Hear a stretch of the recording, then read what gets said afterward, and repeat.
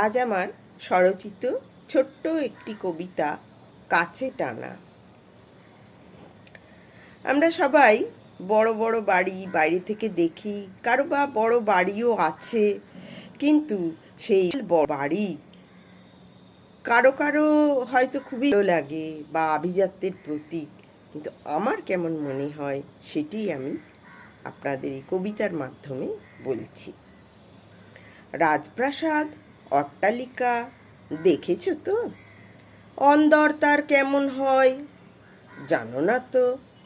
সাজানো গুছানো অনেক সে ঘর, ডাকে না তোমায়, করে না আদর, সদাই মনে ভয় বুঝি হয়, শৌখিনতা হারায় হারায়, জাগায় না তো প্রাণের সাড়া, মনের ভিতর দেয় না নাড়া।